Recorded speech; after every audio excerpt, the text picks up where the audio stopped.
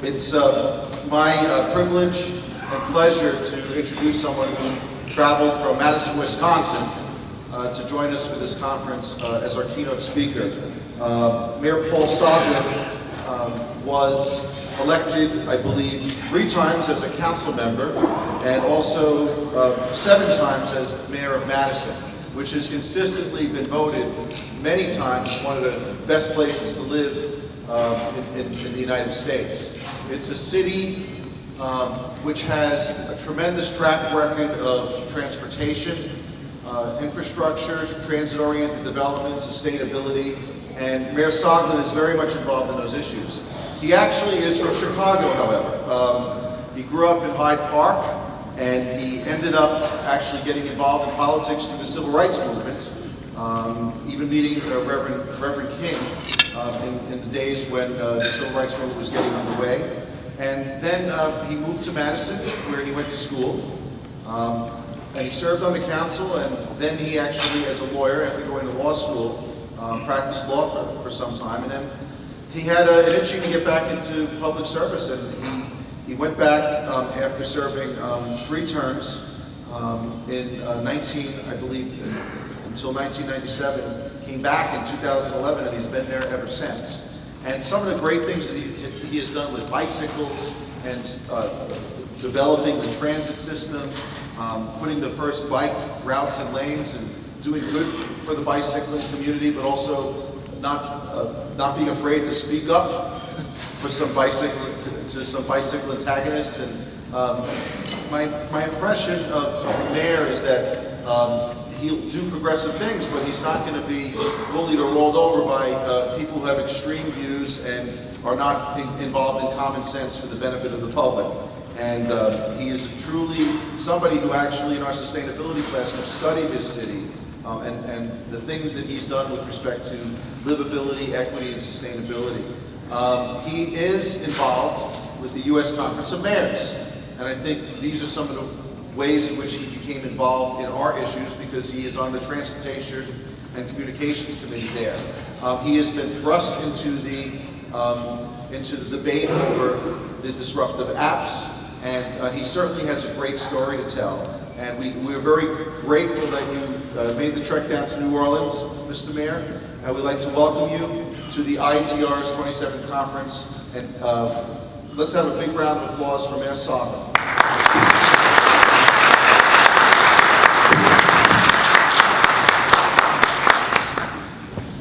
Thank you for the invitation.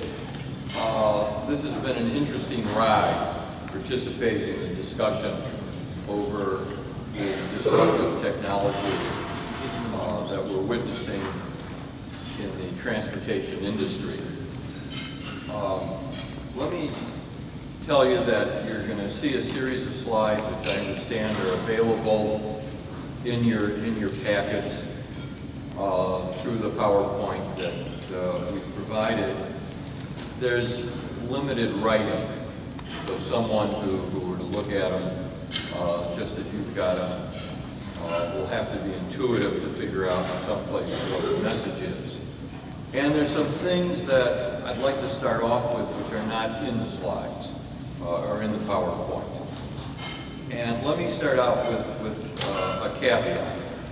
If you don't believe in regulation,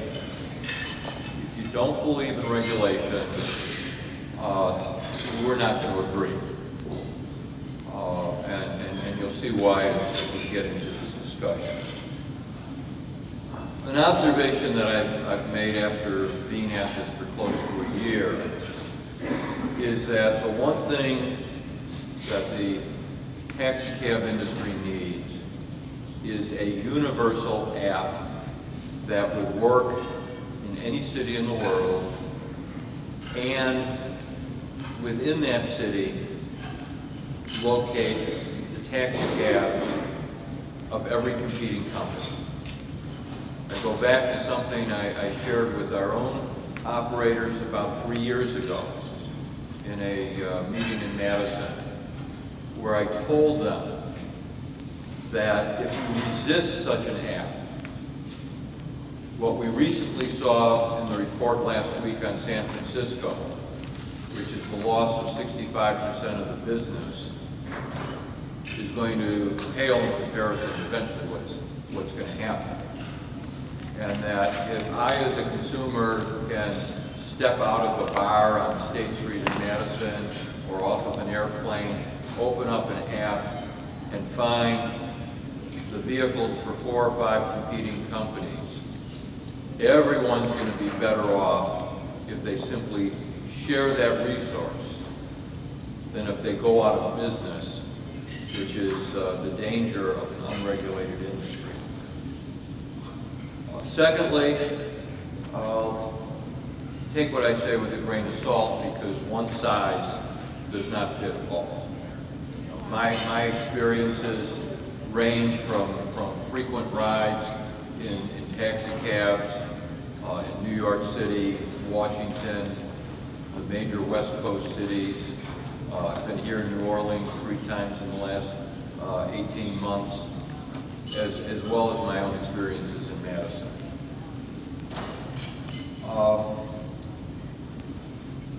Let's make sure that we understand that this discussion is not about saving an industry. What it's about is saving a service, and that in turn does mean, to get to that objective, saving an industry. But the key point here is it's about the service. Before I left Madison yesterday, I received a copy of a commentary from Lyft. We are in the process in Madison of reviewing our ordinances, and actually tomorrow, Thursday at noon, I'll be meeting with our transit and pedestrian committee to go over some proposed changes. Yesterday, before I left, Lyft's comments came in, and I want to point out that in looking at their comments address the need for their drivers to serve their passengers, and all of the other issues related to the service are ignored. Lastly, before we start, I simply suggest that you take a look at the recent report about ridership in San Francisco and come to understand what we're up against.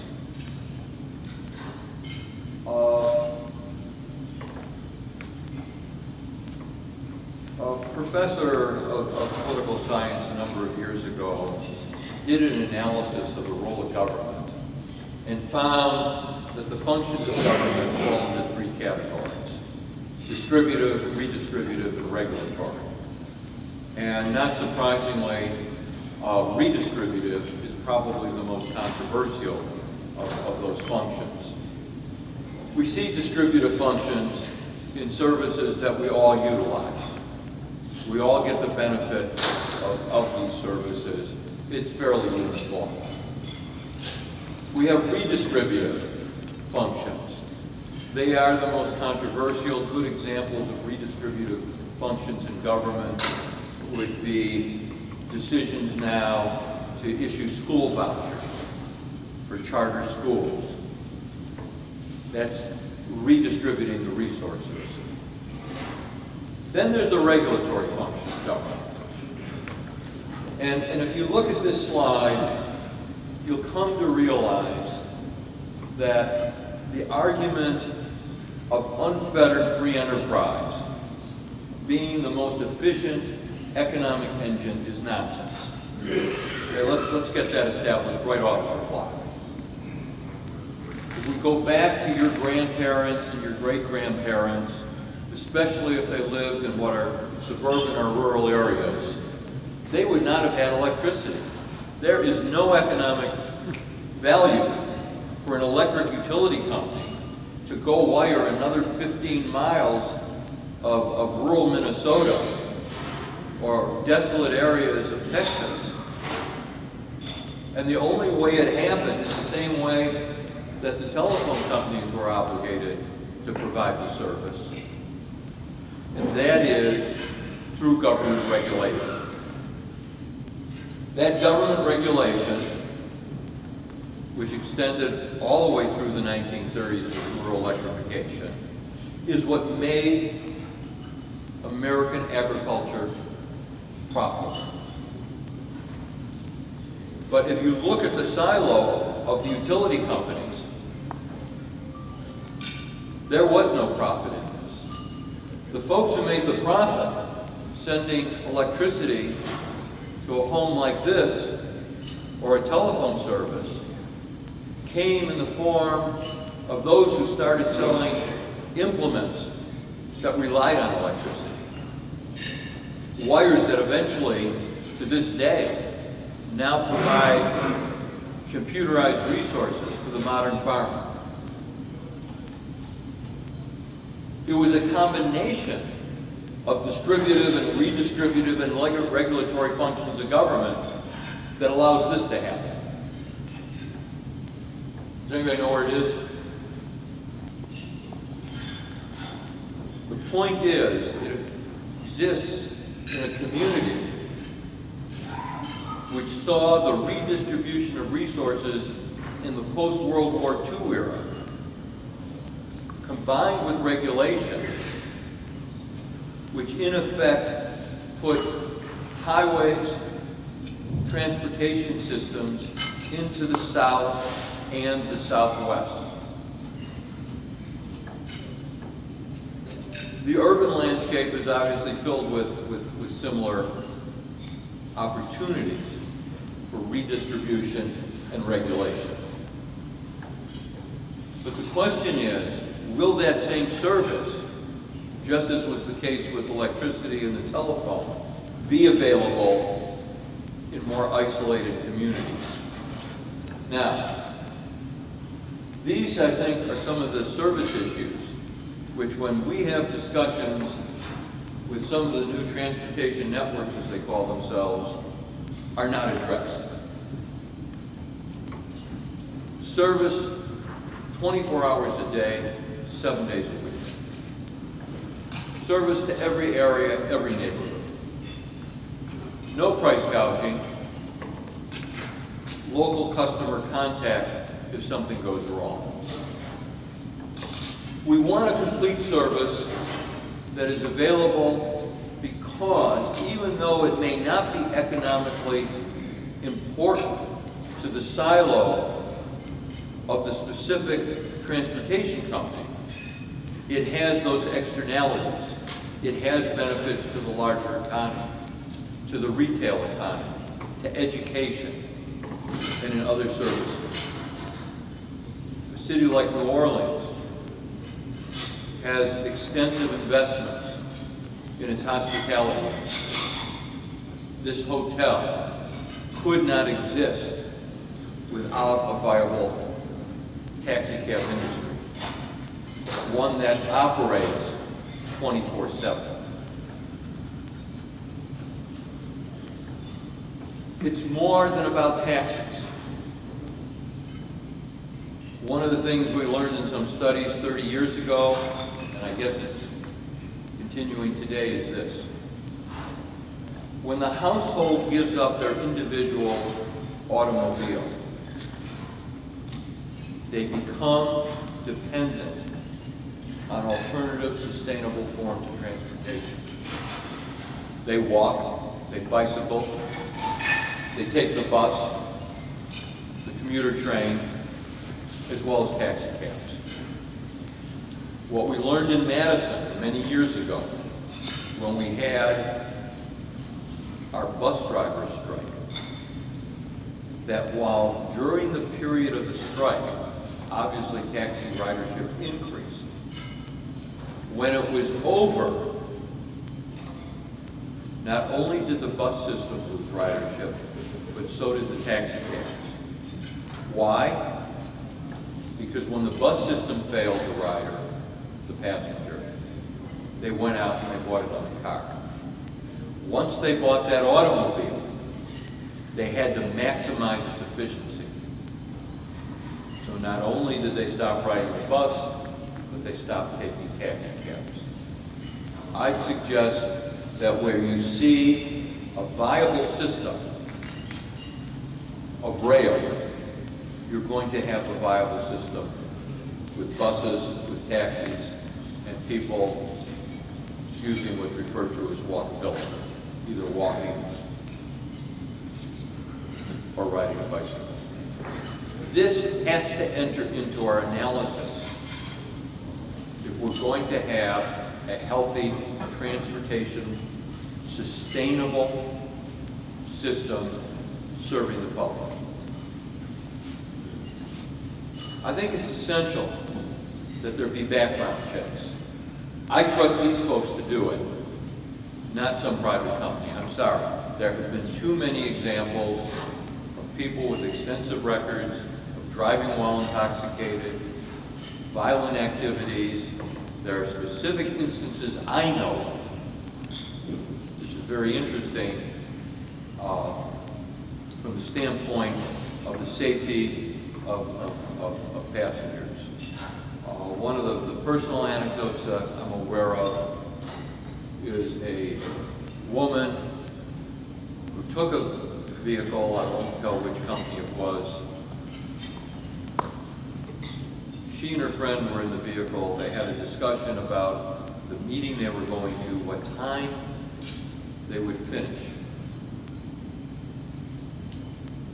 Before the trip was over, the driver basically attempted to pick her up. Then, when she finished the meeting, and she used her app to recall the vehicle, or to recall the service, that driver, having heard what time and where she was going to be, was waiting at the closest vehicle and got the call. The way she described it was creepy. Insurance. The insurance challenge has not yet been solved. And it's not just about the company and the passenger. It's about anyone who may be injured or hit by one of these vehicles, who is going to go through a nightmare of challenges and issues regarding subrogation.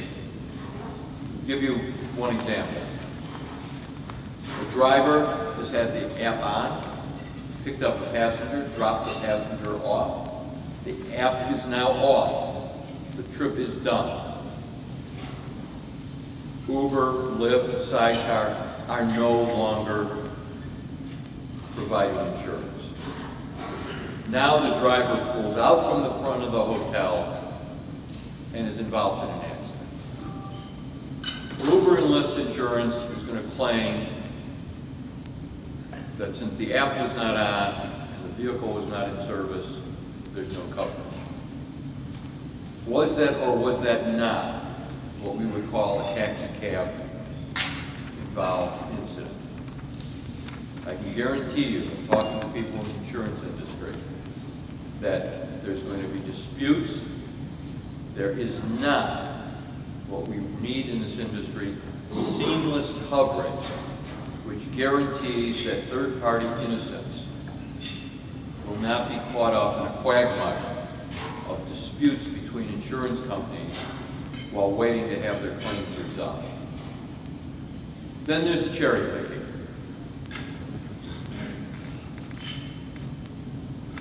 Taking these folks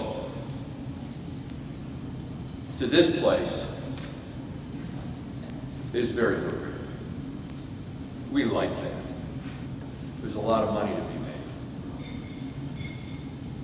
But what about these folks?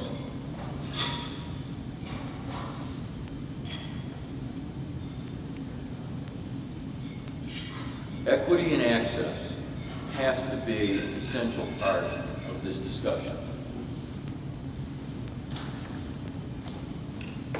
In Madison, we not only require 24/7 coverage, but we also require service for the disabled community. One of our cab companies provides the service.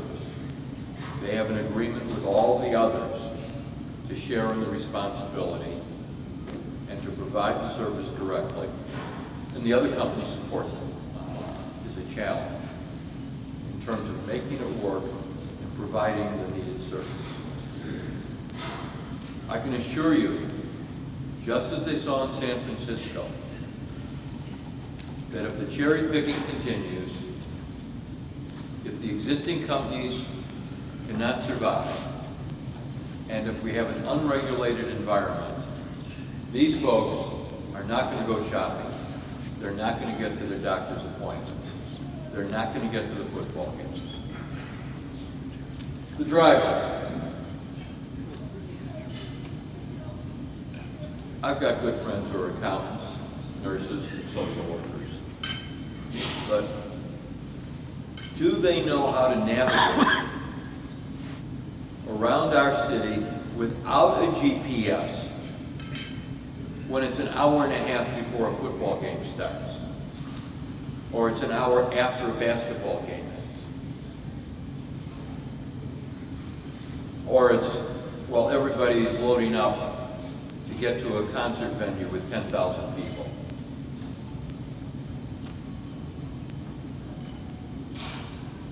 What does the driver know about insurance? And some people will say, well, you're talking about the nanny state. I'm sorry.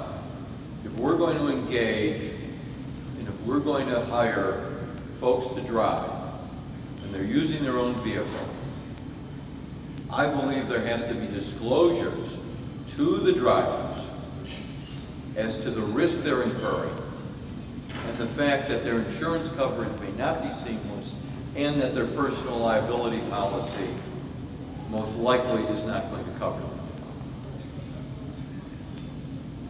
The same is true in terms of the vehicle warranty. 5 years, 50,000 miles, 10 years, 100,000 miles. Not every vehicle warranty is the same.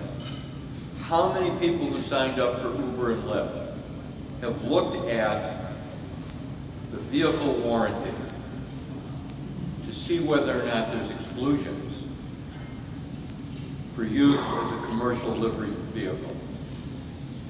Again, you may say that I'm too concerned about being part of the nanny state, but I'm sorry. You're talking about people's lives, you're talking about what may be the largest investment in their lives, if not their second, which is their vehicle. I think they deserve to know the consequences of what may happen to them. Taxes, 1099s. Do the drivers understand the different tax structure?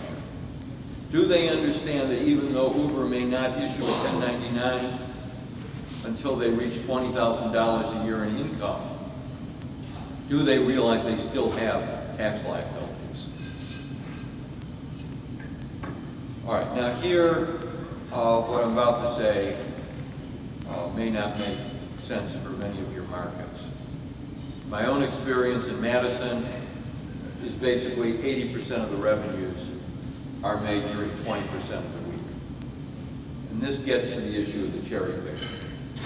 In our community, it's bar time, we're college town, athletic events, conventions, and going back to my student days, when students were coming back from the airport or the bus station, campus, the beginning of the year, and at the time of vacation breaks. Surge pricing. You've all seen the stories.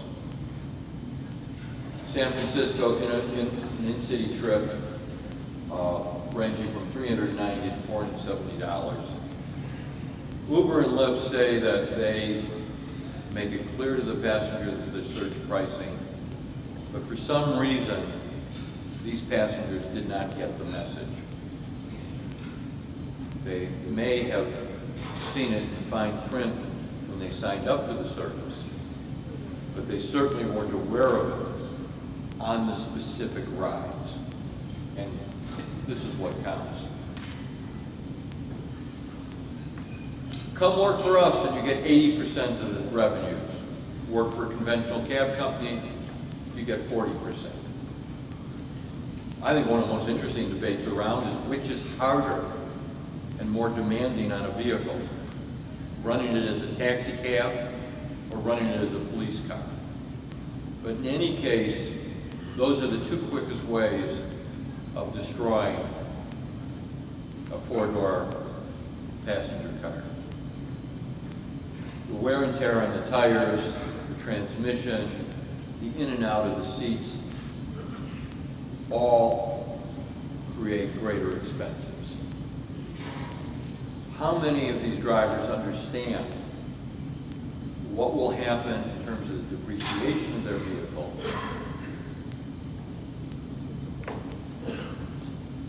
after 2 or 3 years of using it as a cab? So for the drivers, there's got to be disclosures on what it means to their warranty, their insurance, vehicle resale. In Wisconsin, there is a $1,000 fine if a car has been used as a taxi cab or to convey for hire, and you fail to disclose that when you go to sell the vehicle in the used market. And obviously the hidden costs.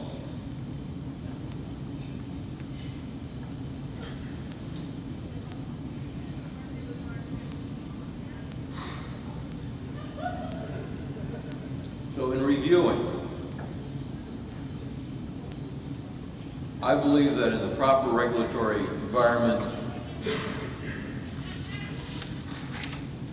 the impact on the manufacturer's warranty needs to be disclosed. The notification to the driver, owner, operator of the vehicle as to the fact that their insurance may not be seamless or adequate coverage, and that there are subrogation issues. The resale disclosure, the hidden costs, all are part of an environmental concern. For the passenger, our concern is background checks, qualified, not just inspections, but qualified inspections of the vehicle, and the disclosure of rates, especially surge prices. For the general public, the folks who are just wandering around the community, who may not be a passenger or a driver, there is still the need to know that 24/7 service is available as part of an integrated transit system. That all neighborhoods, that there is equity in the service, no price gouging, and for creepy drivers, there's some kind of local customer contact.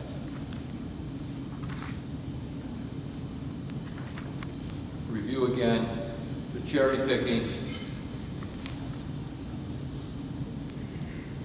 all areas and neighborhoods. I want to go back to that one for a second. In many of our communities, we have people in barely sustainable jobs who are working night shifts, perhaps in facilities management. They're able to take public transit to work at 4 or 5 in the afternoon, but they are dependent on taxi cabs at midnight, 1 in the morning when they get off work.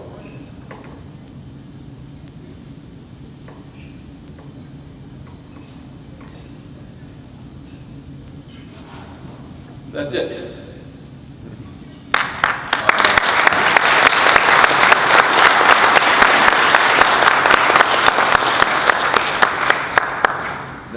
That's my own disclosure. We're going to do a couple questions. Sure. Anybody have any questions? Okay. Where's Brooke with the mic?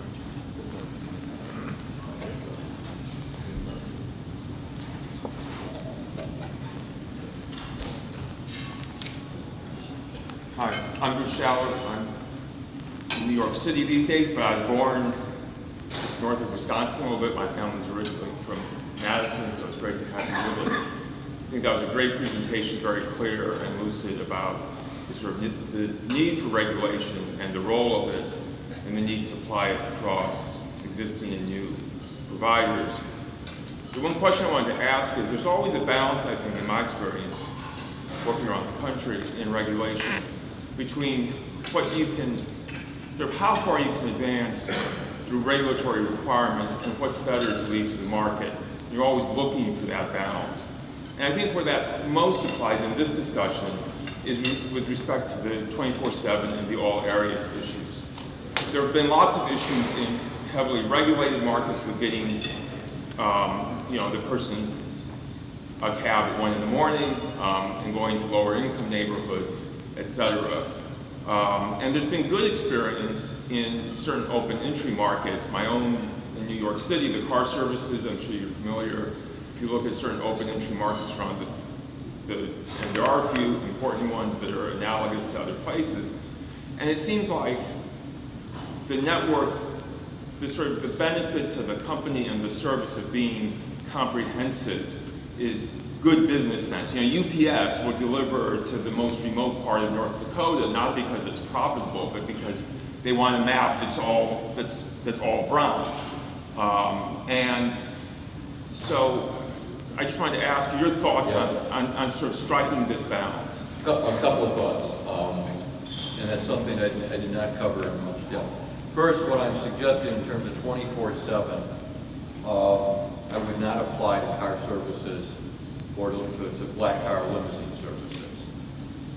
Secondly, in those markets such as New York City, I'm not so sure that a 24/7 requirement is that important, though I would look to some kind of requirement that makes sure that there's some degree of vehicles out of the fleets available at 4 in the morning, or available, well, in New York City it doesn't get to 8 below much, but is available in inclement weather.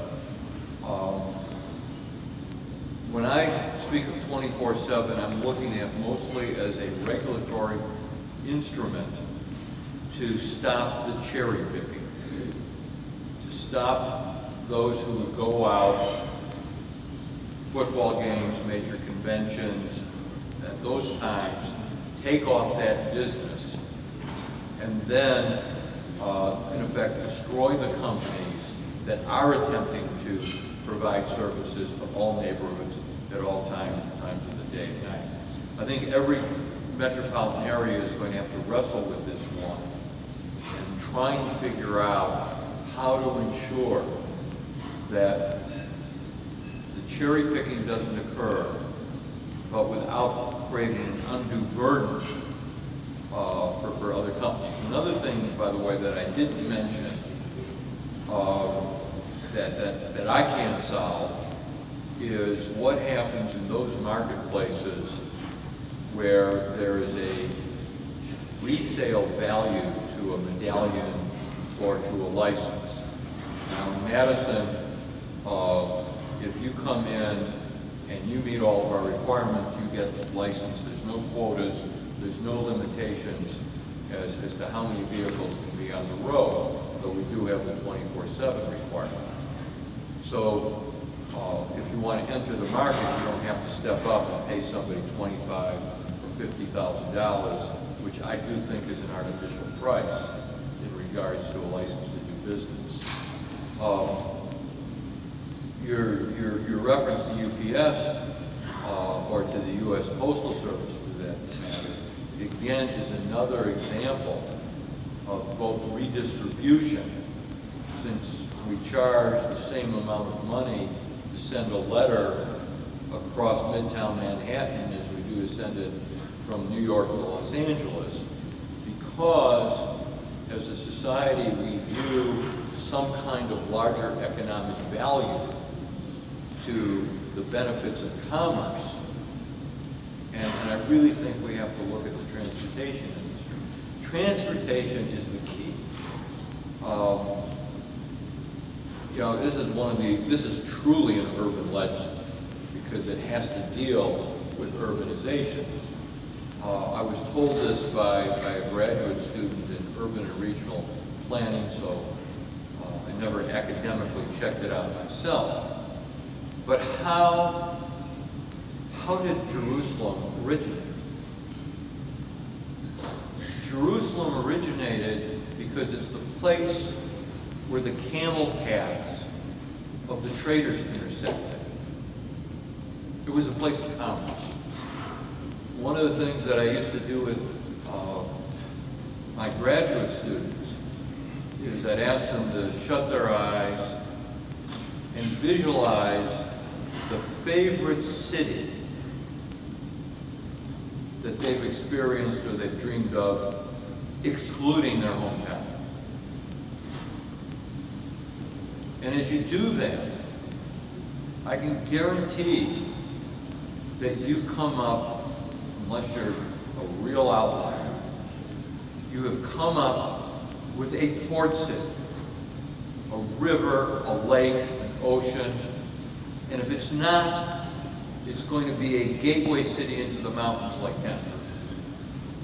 But all the great cities in our country and in the world originated as port cities, transportation. And if you think about all of the related commerce that came with it, all the things that we associate with an urban place, there is value in that commerce system, which then made them wealthy. And they had a stake in it. And that goes back to the slide from Houston of the expressways. When under the Interstate Act, the Defense Act during the Eisenhower administration, and we took all that money, that tax money, basically from the Midwest and the Northeast, and redistributed to the South and the Southwest and California, and built the highways, and opened up the suburbs. There was great value in that in terms of the growth of the economy. Now, we can argue about sustainability in highways and the wisdom of carbon-based fuels, but the point is that it was the commerce system, the movement of people and goods. And you can't put that in a silo because there are so many externalities. Why do cities fight to the death when they're threatened with the closing of their airport?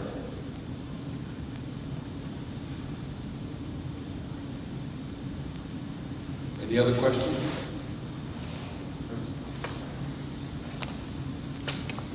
Good morning, sir. Dolores Watson Brown, City of Atlanta, Vehicles for Hire.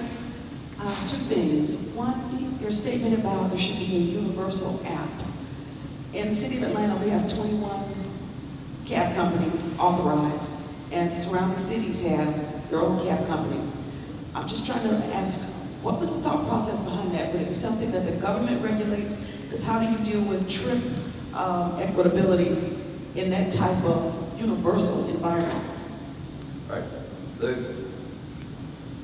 I can't answer all of your question, and I also can't answer the question of what if you're in Washington, D.C., and you've got the app on, and it's a cab from Alexandria, Virginia, which isn't allowed to pick up passengers in D.C. unless they're going back to Alexandria.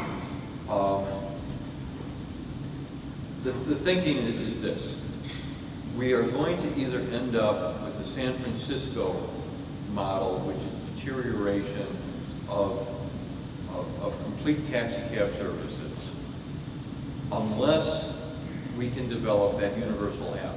And in Atlanta, if it's 20 or if it's 40 different companies, I think they have to understand that for their own survival, which gets to the more important point, which is the service to the public,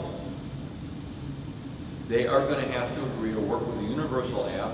And when I've got my phone out and I turn that app on and I see 7 cabs in the geographic area and I select one of them, they're going to have to take the randomness of that selection but they are going to be better off with that choice than going out of business. And let's understand something about the new disruptive, innovative apps that Uber, Lyft, and Sidecar, and their competitors, bring to the table. It's the technology. It's the app itself. They've taken the app and put themselves in the middle in the transaction between the driver and the passenger, and they've taken a percentage. I really don't see a lot of value added there outside of the app. The app is the secret to it, and there is no reason that the existing companies, the existing livery companies, cannot use such an app. Now, if in those 20, 21, 25 companies, whatever it is, serving the Atlanta and the Fulton County metro area, they each want to have their own app. They've got the technology, but they're not going to get the customer base, and they're not going to provide the service, because when I come into town, I'm not going to fumble around for 25 different apps for Atlanta and 34 for New York City.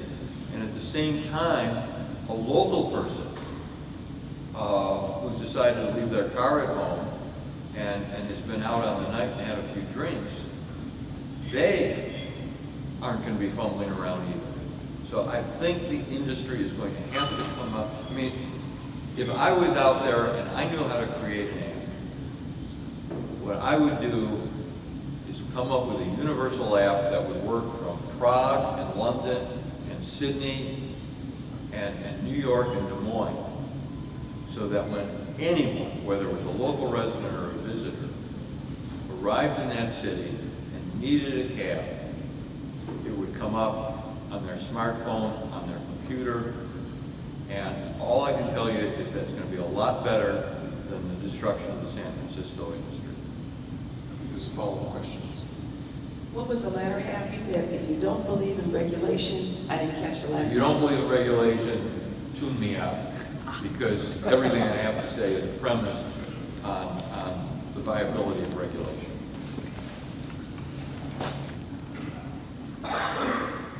Good morning, Mayor. Malachi Hall, former director for the cities of Atlanta and New Orleans.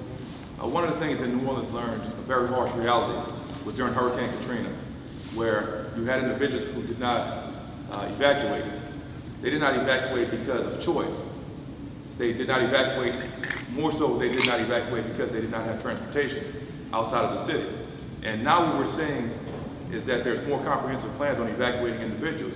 And what bothers me is when you hear individuals talking about competition. Let's let these individuals come in and things are going to work themselves out. But you have the occasional rider, who, what you mentioned in your presentation about the individuals that go to games, that want to hang out with their friends, but they're not the normal rider for taxi cab services. That's more your folks that are on fixed income or your folks that are economically challenged. And those are the ones that service the communities. That's the ones who are the wait staff. That's the ones who are the housekeepers. That's the ones who keep the hospitality industry running. And I've been trying to get this point across to everyone. When you get rid of a service like taxi cab service, that's going to hurt the hotels. It's going to hurt the restaurants. And at the end of the day, it's going to hurt the cities, because that's going to be their tax base. That's going to be their bread and butter, which brings revenue to those cities. And I think it's important for us to educate the public and let everybody know why it's so important for us to have these services and why disruption is such a bad thing. And what you're getting to is the very essence of the history of regulation in this country, which is, and again it goes back to the question of the silo. If we're looking at this strictly from the way of maximizing income to people who are providing taxi services, they don't need any regulation. If that's all we're concerned about, if that's all we want to grow, is a service for someone like me, who's flying in and out of cities around this country 2 or 3 times a month. But if we're talking about what I refer to as real people, and if we look at the externalities that you're discussing in terms of the consequences to the economy, keeping this hotel going, Then we got to think about these folks. And we got to think about these folks. And the people who are dependent on the vehicle. We have a community of refugees in Madison who do facility maintenance. And they go to work at 4 o'clock. And they don't get done until after midnight. And they're working in an area that's very remote. There is value to them and their families and to the company they work for in terms of getting them to and from the place of work. Taxi cabs are a critical element in that regard. Having that service available. That may not show up in the ledger of Uber and Lyft. But if we're talking about the viability of a hotel like this, if we're talking about the viability of what made Jerusalem great, different taxi cab system 2,000 years ago, we have to understand that this is an integrated economy.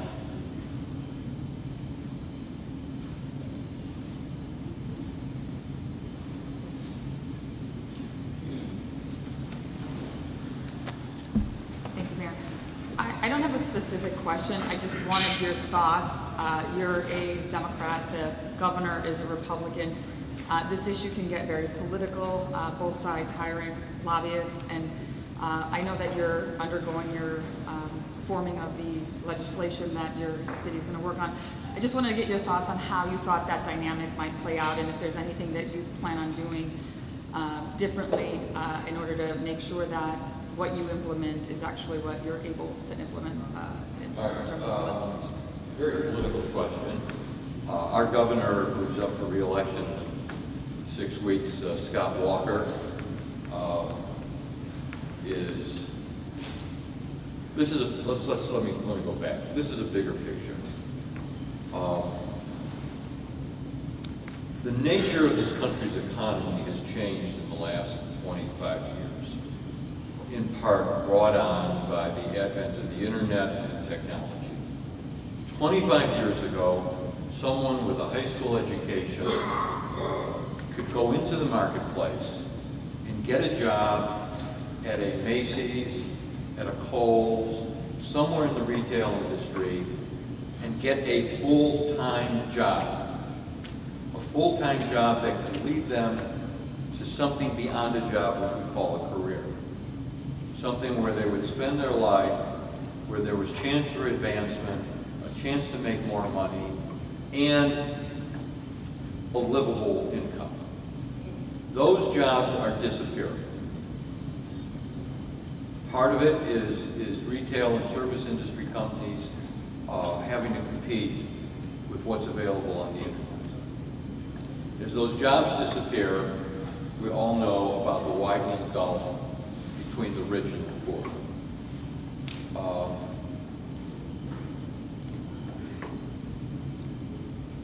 Associated with that, there's a movement in this country to further do away with permanent full-time employment. And there's been no secret about the fact that that's part of the business model for the folks who call themselves, what do they call themselves? Transit network something or others. Transportation network companies. TNCs. That also has externalities and social consequences for all of us.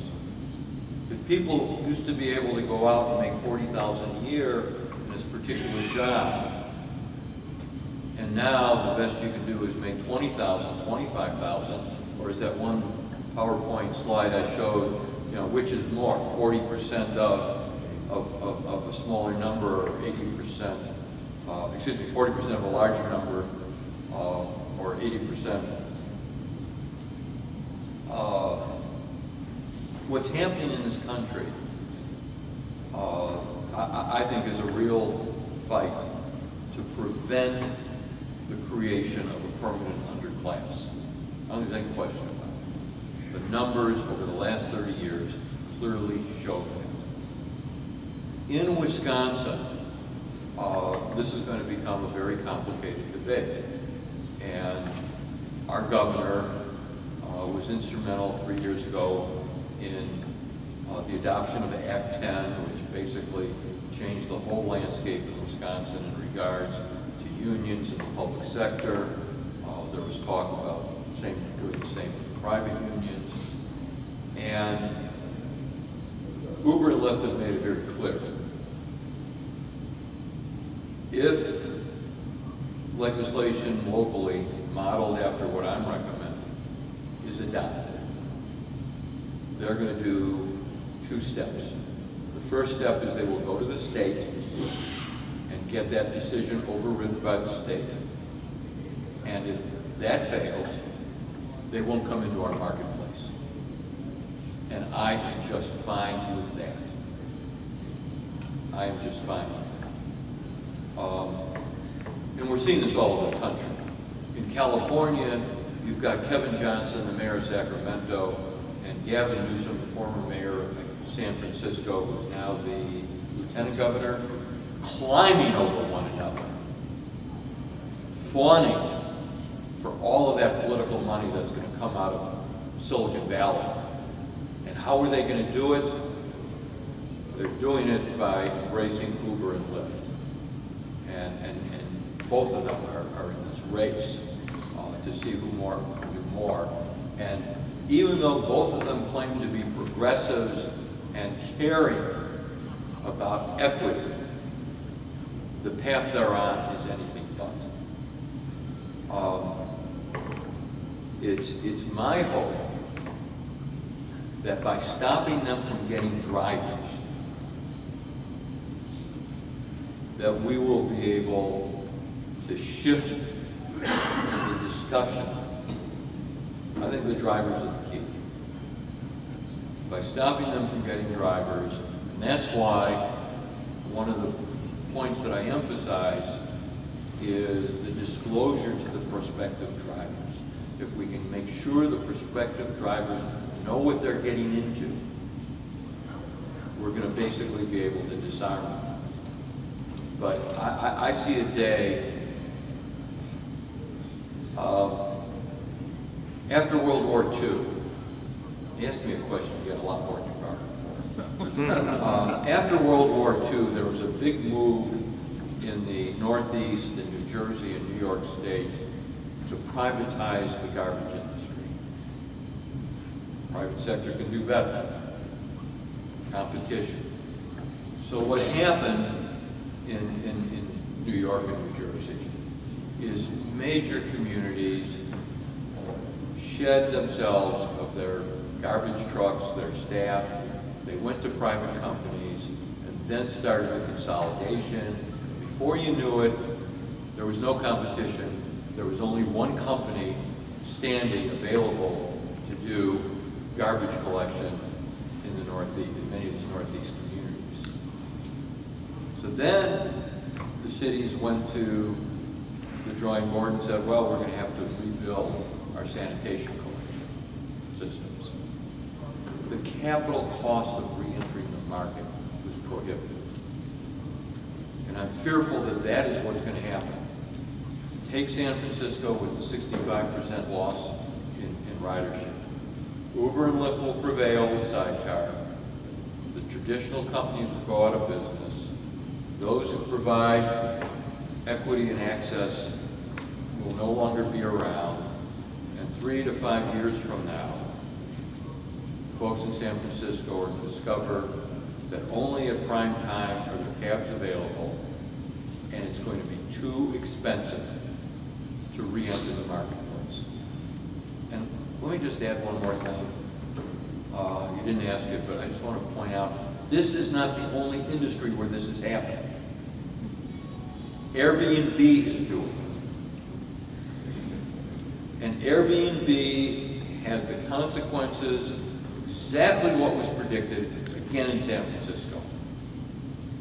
The city with the greatest demand for affordable housing in the country is watching what little affordable housing it has disappear as investors and speculators are buying up buildings that used to house families, finding that they can rent out 5-6 nights a week and make more money than renting it for a month for conventional housing. Well, what's going to happen? If any of you are familiar with the decimation of neighborhoods from suburbanization, what will happen is we will lose the families, we will lose the school children, we will depopulate the public schools. When that happens, the school districts will close those inner city schools. In turn, more families will leave. The community becomes less sustainable, and we lose a major investment in infrastructure when those schools are gone. That's what happened in many of our cities in the 1950s and 60s. Airbnb is accelerating that process. If you look at it from the standpoint of the most efficient use of that building, using it as a bed and breakfast, that's the most profitable thing to do. If you look at it from the standpoint of public investment and the externalities, it doesn't make sense. Have I gone over? Sorry. It's okay. Yeah, thanks. Thank you.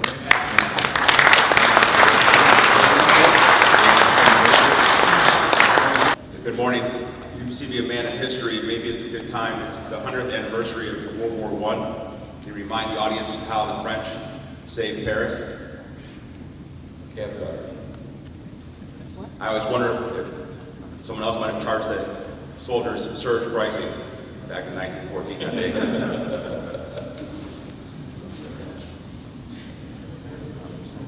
Jason. Uber has a question. Yes. Hi.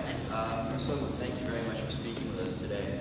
I was wondering, what kinds of performance metrics is the city of Madison, Wisconsin tracking in relation to its taxi cabs to ensure that they're fulfilling the publicly minded mission you see them as taking on in the community? I'm not sure. If you're asking me to review the ridership, levels of the cab companies, no, we do not. What we do is monitor complaints about service. We monitor calls for service. We get reports if customers call in that they called a vehicle didn't come, and we're pretty happy with it.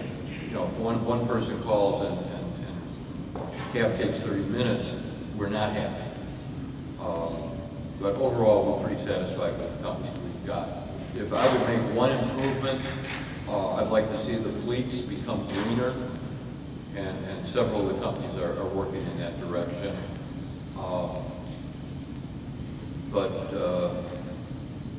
You know, usually we've got a good fleet at the airport when folks arrive. That rarely we have a situation, for example, where guests arrive to the city, and I haven't seen a complaint in ages about inadequate service in that regard.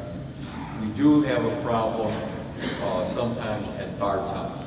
We're a college town, and on a Friday or Saturday night, especially if a football weekend, we may get some more demand.